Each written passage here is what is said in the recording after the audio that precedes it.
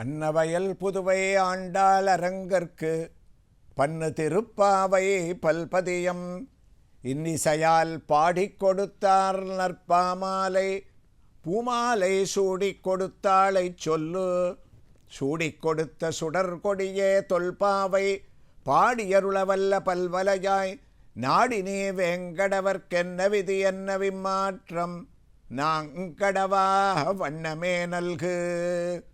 மாசானாம் மார்கசீர்ஷோகம்ன்ற கண்ணன் உகந்த மார்கழி மாசத்தில் பாவை நோன்பை நோற்க ஆரம்பித்த ஆண்டாள் ஒவ்வொரு கோபிகைகளாக எழுப்பிட்டு போகிறான்னு நம்ம ஸ்ரவணம் பண்ணிட்டு வந்துட்டுருக்கோம். அதில் இன்றைய தின பாசுரத்தில் பல அடையாளங்களை சொல்லி மற்றொரு கோபிகையை எழுப்பக்கூடிய அற்புதமான ஒரு வைபவம். நாயக பெண் பிள்ளாய் அப்படின்னு போன பாசுரத்தில் சொன்னால் அதனுடைய தொடர்ச்சியாக இங்கே மிக்குள்ள பிள்ளைகளும் போவான் போகின்றாரைன்னு இன்றைய தின பாசுரத்தில் வரும். இன்றைய தின பாசுரத்தை நம்ம பார்ப்போம். கீழ்வானம் வெள்ளன்னு எரும சிறுவேடு மேய்வான் பரந்தனகான் மிக்குள்ள பிள்ளைகளும் போவான் போகின்னாரை போகாமல் காத்து உன்னை கூவுவான் வந்து நின்றோம் கோதுகலமுடைய பாவாய் எழுந்திராய் பாடிப்பறை கொண்டு மாவாய் பிளந்தானை மல்லரை மாட்டிய தேவாதி தேவனை சென்று நாம் சேவித்தால் ஆவாவென்று ஆராய்ந்தருளேலோரெம்பாவாயே. வழக்கம் போல இந்த கோபிகையினுடைய வீட்டு வாசல் இருந்துட்டு பொழுது விடிஞ்சாச்சு வான்னு கேட்குறா.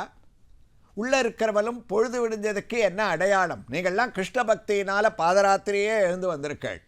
விஸ்வாமித்திரர் மாதிரி பாவம் உங்களுக்கு ராமாயணத்தில் விஸ்வாமித்திரர் என்ன பண்ணாருன்னா ராமனை அழிச்சுட்டு போய் லக்ஷ்மணனோட சரையு நதி கரையில் படுக்க வச்சார்.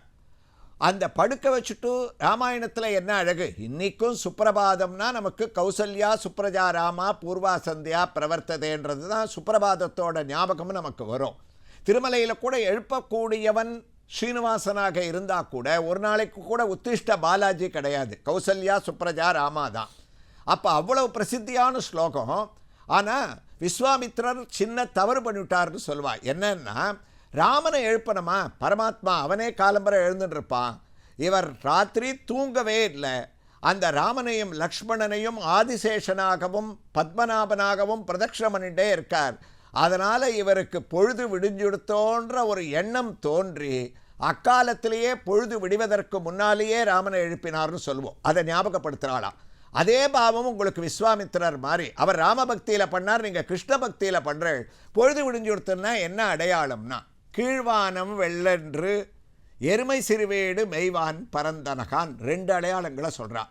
கீழ்வானம் வெள்ளென்று அம்மா கிழக்கு வெளுத்தாச்சே, கிழக்கு வெளுத்தா சூரியன் வரப்போகிறான்னு அர்த்தம். பொழுது விடுவதற்கு அடையாளம் கிழக்கு திசை வெளுப்பது, அதனால் அது வெளுத்தாச்சேன்னா. உள்ள படுத்துன்னு இருக்கவ சொன்னால் கிழக்கு வெளுக்கலை, நீங்கள்லாம் தேஜஸ் உடையவர்கள் தேசமுடையாயின்னு எல்லாரையும் புகழ்ந்துருக்கள்.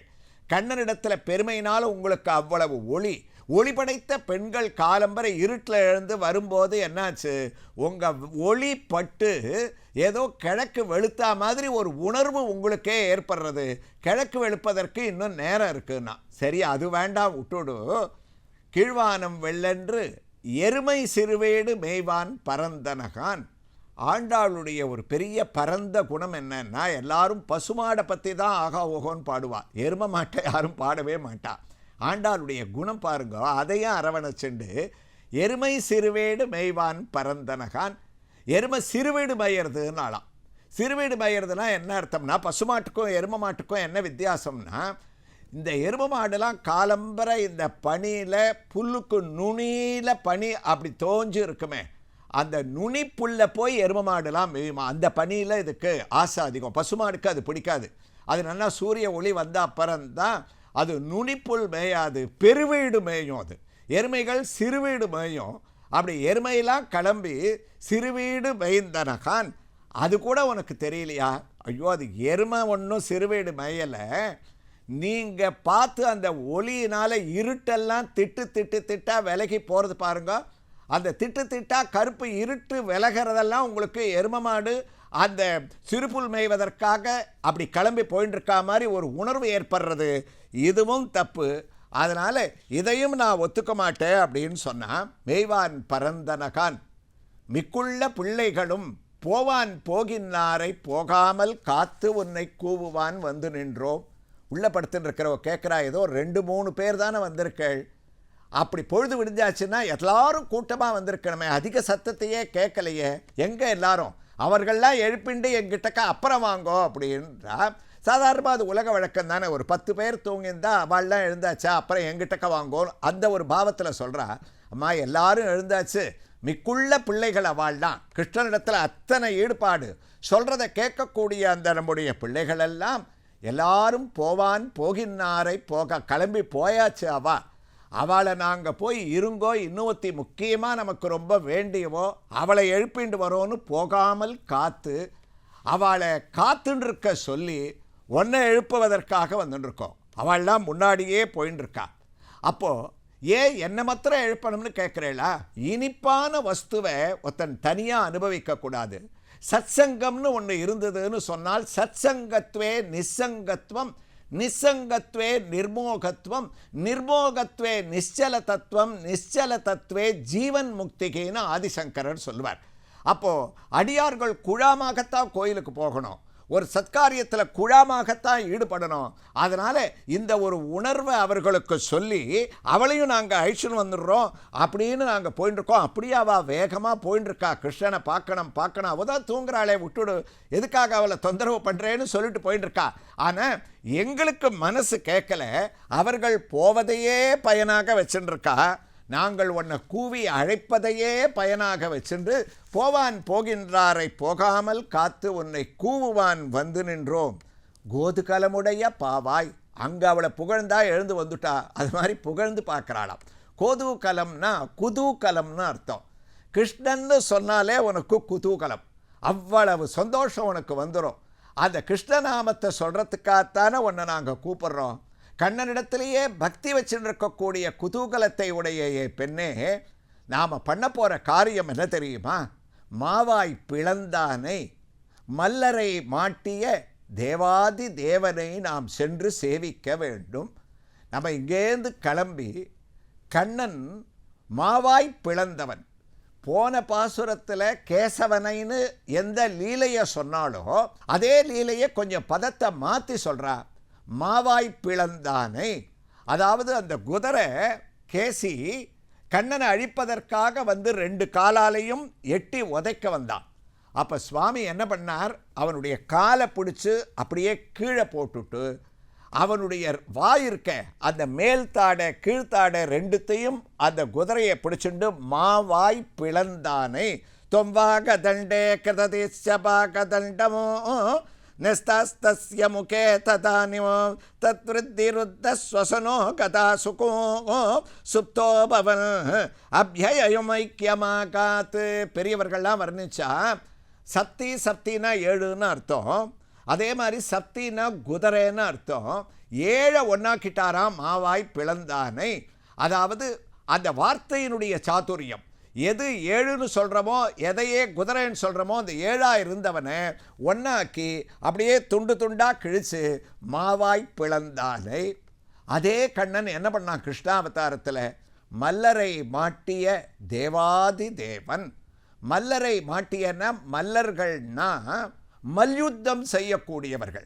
கண்ணனுடைய சரித்திரத்தில் பார்த்தோன்னா, கிருஷ்ணனை மதுராபுரியில் பிறந்த உடனே வளரக்கூடிய நந்தகோகுலத்துக்கு கொண்டு விட்டவர் ஒரு சாது, அவர் அப்பா வசுதேவர்.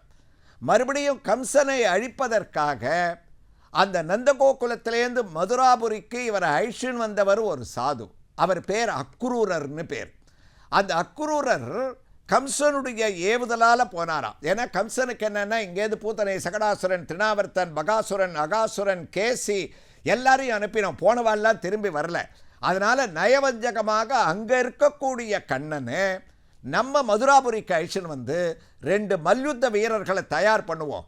கண்ணன் வரும்போதே அவர்களை மல்யுத்தத்துக்கு கூப்பிட்டு அவர்களை அழிக்க வைப்போம், இல்லைன்னா குவளையா பீடம்ன்ற யானையை மதம் பிடிக்க வச்சு கண்ணனை அழிக்க வைப்போம்னு தீர்மானம் பண்ணி, கண்ணன் ஒரு ராட்சசனையோ ராட்சசியோ அனுப்பினா வருவானா, சாதுவை அனுப்பணும். அதனால் கிருஷ்ண பக்தரான அக்ரூர் அனுப்பினா, அந்த அக்ரூரர் போய் அழிச்சுட்டு வந்தார். நுழைஞ்ச உடனே இந்த மல்யுத்த வீரர்கள் சண்டைக்கு வந்தா. அப்ப பலராமனும் கண்ணனும் என்ன பண்ணா, சனூரோ மல்ல வீரஸ்ததனு நிருபகிரா முஷ்டிகோ முஷ்டிசாலிஹி த்வாம் ராமல் சாபி பேதே ஜட ஜடிதிமிதோ முஷ்டிபாதாதிருக்ஷமுகோ. அந்த மல்யுத்த வீரர்களோட பயங்கரமான யுத்தத்தை நடத்தி ஒரு க்ஷண நேரத்தில் அவளை அழிச்சா. மல்லரை மாட்டிய கண்ணன்னு சொல்லலை, அழகான பதம். தேவாதி தேவன், தேவர்களுக்கெல்லாம் தலைவன், எல்லாருக்கும் தலைவன், பரம்பொருள். தேவாதி தேவன்னு எந்த திருக்கோயிலில் இருக்கிற பெருமாளுக்கு பேருன்னா, காஞ்சிபுரத்தில் இருக்கக்கூடிய அத்திவரதரான வரதராஜ பெருமாளுக்கு தேவாதி தேவன்னு பேர். இன்றைக்கும் அந்த வரதராஜ பெருமாளுக்கு மார்கழி மாதத்தில் அந்தந்த பாசுரத்தை அவருடைய கையில் அடையாளமாக வச்சுருக்கா. இன்றைய தினம் பாசுரம் நம்ம தேவிச்சோன்னா கீழ்வானம் வெள்ளன்றுன்னு எழுதி வச்சுருப்பா. அப்போ அந்த தேவாதி தேவன், அப்படிப்பட்ட அந்த பெருமாளை போய் நம்ம தரிசனம் பண்ணணும். அப்படி போனால் கோபிகையே எழுந்து வந்து கண்ணனான தேவாதி தேவனிடத்தில் போனால் அவன் எவ்வளவு சந்தோஷப்படுவான் தெரியுமா? ஆ வா என்று ஆராய்ந்து அருளேலோர் எம்பாவாய். கண்ணன் நம்மளை பார்த்த உடனே ஆகா இவா வந்துட்டாளேன்னு குருவாயூரில் அதான் சொல்லுவா. குருவாயூர் கிருஷ்ணன் வந்து எத்தனை பக்தர்களை பார்க்குறாளோ அவ்வளவு சந்தோஷமாக ஆ வா ஆ வா இப்படி வந்துட்டார, உன்னை பார்க்கணும்னு நினச்சனேன்னு நம்ம அவனை பார்க்க வேண்டாம், அவன் நம்மளை பார்த்து ஆனந்தப்பட்டு. அதனால தான் குருவாயூரில் புனர்தர்சன பிராப்திரஸ்துன்ற போர்டே கிடையாது. புனர்தர்சன பிராப்திரஸ்துன்னா என்ன, மறுபடியும் நான் வரணும்னு நம்ம வேண்டிக்கணும். ஆனால் அந்த கண்ணன் சொல்லுவானா, நீங்கள் மறுபடியும் வரணும்னு நான் புனர்தர்சன பிராப்திரஸ்து சொல்கிறேன், ஆ வா என்று ஆராய்ந்து அருளேலோர் எம்பாவாய். நம்ம பல பிரார்த்தனைகள் வச்சா கூட நமக்கு எது சௌகரியமோ அதை ஆராய்ஞ்சு கொடுக்கக்கூடியவன் கண்ணன். நம்ம 100 வேண்டிப்போம், நீ இதை கொடுக்கலையே அதை கொடுக்கலையேன்னா அது கொடுத்தா நமக்கு கஷ்டம்னு தெரியும். அதனால் நமக்கு வேண்டியதை ஆராய்ந்து அருளக்கூடிய கண்ணனை நாம் போய் நோன்பு நோக்கலாம்னு அழைக்கக்கூடிய உயர்ந்த பாசுரம் கீழ்வானம் வெள்ளன்று எருமை சிறுவீடு. கீழ்வானம் வெள்ளென்று எருமை சிறுவீடு, கீழ்வானம் வெள்ளென்று எருமை சிறுவீடு, மேகான் பரந்தனகால் மிக்குள்ள பிள்ளைகளும் போவான் போகின்றாரே போகாமல் காத்து, போவான் போகின்றாரே போகாமல் காத்து, உன்னை பூவான் வந்து நின்றோம் ஒரு கடமுடைய, பூவான் வந்து நின்றோம் ஒரு கடமுடைய, எழுந்திராய் பாடிப்பறை கொண்டு மாவாய் பிளந்தானே மலரை மாட்டிய தேவாதி தேவனை சென்று நாம் தேவிதால், தேவாதி தேவனை சென்று நாம் தேவிதால், ஆவென்றாராய்ந்து அருளேலோரெம்பாவாய், ஆவென்றாராய்ந்து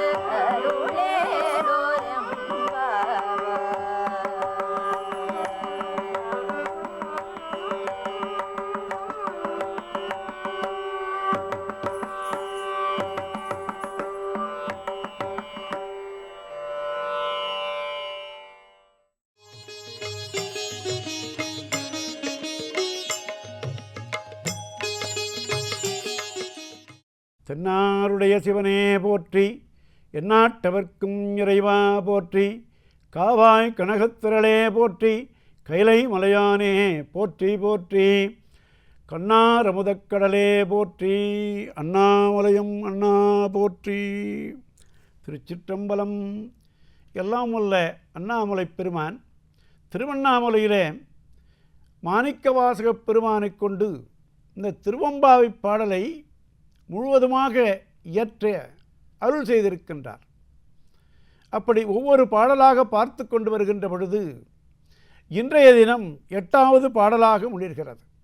7வது பாடலிலே சின்னங்கள் கேட்பச் சிவனென்றே வாய்திரவாய், தென்னா என்னா முன்னம் தீசேர் மெழுகொப்பாய் என்று அவன் பெயரைச் சொல்லுகின்ற பொழுதே நீ உருகி, மெழுகு போல உருகி, தீயில் சேர்ந்த மெழுகு போல உருகி உன்னை அவனோடு ஐக்கியப்படுத்தி கொண்டாய். ஆனால் இந்த பாடலிலே நாங்கள் சொல்லுகின்றவாறெல்லாம் நீ செய்வாய் அல்லவா? பொழுது புலர்கின்ற காலை இது, ஆகவே நீயும் எழுந்து வர வேண்டுமா என்று பாடுகிறார்கள். பாடலை முழுவதாக காண்போம். கோழி சிலம்ப சிலம்பும் கருகும், கோழி சிலம்ப சிலம்பும் கருகும், கோழி சிலம்ப சிலம்பும் கருகும், ஏழிலியம் இயங்கும் வெண்சங்கு கோழி சிலம்ப சிலம்பும்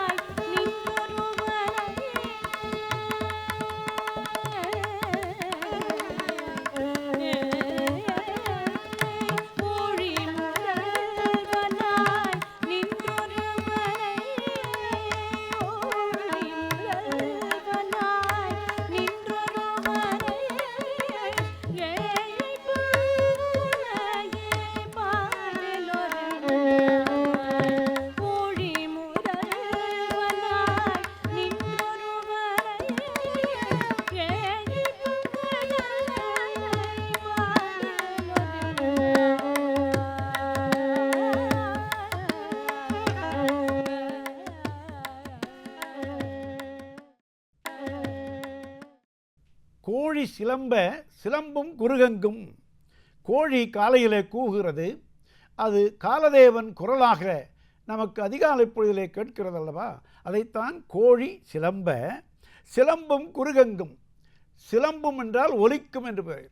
மலைக்கு கூட சிலம்பு என்று ஒரு பெயர் உண்டு. ஏனென்றால் மலையடிவாரத்திலே நின்று நாம் எந்த பொருளை எந்த சொல்லை ஓம் என்று சொன்னால் அது ஓம் ஓம் ஓம் என்று எதிரொலிப்பது போல அதற்கு சிலம்பு என்றே மலைக்கும் பெயர். கோழி சிலம்ப சிலம்பும் குருகங்கும். குருகு என்றால் பறவை இனங்களுக்கெல்லாம் பொதுவான பெயர். கோழி கூவியது, பிறகு காகங்கள் முதலிய எல்லா பறவைகளும் புலகாலை பொழுதிலே கூவுகின்றன. ஏழில் இயம்ப, இயற்கையிலே புறத்திலே இப்படி நிகழ்கின்றன. உள்ளத்திலே உள்ளுக்குள்ளே கோயில்களிலே ஏழில் இயம்ப இயம்பும் வெண் சங்கங்கும். ஏழில் என்றால் நாகசுரம் முதலிய ஏழிசைக்குரிய துளைகள் உள்ள கருவிகள், துளைக்கருவிகள். ஏழில் இயம்ப இயம்பும் வெண் சங்கங்கும். நாதஸ்வர ஒலி கேட்டவுடன் வெண்சங்கம், தூய்மையான சங்கங்கள், சங்கநாதம் இறைவனுடைய திருக்கோயிலே கேட்கும். கேழில் பரஞ்சோதி, கேழில் பரங்கருணை. முதல் பாடலிலே ஆதியும் அந்தமுமில்லா அரும்பெரும் சோதி என்றார். இரண்டாவது பாடலிலே பாசம் பரஞ்சோதிக்கின்றார்.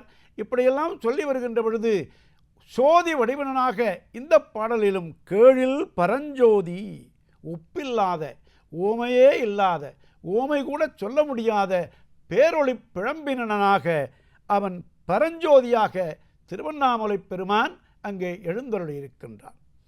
கேழில் ஒப்பில்லாத பரங்கருணை, அவனுடைய கருணை இருக்கிறதே அது கருணை தடங்கடல், கடல் போன்ற கருணையுடையவன் சிவபெருமான். அப்படிப்பட்ட அந்த கேழில் விழுப்பொருள்களாகிய அவனுடைய புகழ்பாடுகின்ற, அவனுடைய பொருள்சேர் புகழ்பாடுகின்ற பாடல்களை பலரும் இயற்றியிருக்கிறார்கள். நாயன்மார்கள் மூவர் தேவாரமும் முனிமொழியும் என்று சொல்வது போல தேவார மூவரும் திருவாசக மாணிக்க வாசகரும் பலவாறாக பாடியுள்ளார்கள். அப்பாடல்களெல்லாம் ஒப்பில்லாத கேழில் பரங்கருணை, கேழில் விழுப்பொருள்கள் பாடினோம் கேட்டிலையோ. அவனை வணங்கி அவனை பாடுதற்குரிய பாடல்களை எல்லாம் நாம் வணங்கி வருகிறோமே, கேட்டிலையோ. கேட்டனை, ஆனால் நீ எழாமல் எடுக்கின்றாய். கேட்டிலையோ, நீ கேட்கவில்லையா அம்மா? வாழி ஈதென்ன உறக்கமோ, வாழி ஈதென்ன உறக்கமோ என்று சொன்னால் நல்லா வாழ்ந்து விடுவாய் அம்மா. நீ வாழி, நீ வாழ்க. இதென்ன பேருறக்கமோ, இது என்ன உனக்கு கும்பகர்ணன் தந்தானோ என்று சொல்வது போல உன்னுடைய பேருறக்கத்தை உனக்கு யார் தந்தது? ஆனால் நீ அப்படி கேட்ட பிறகும் வாய் திறவாமல் உறங்கு கொண்டிருக்கிறாய்.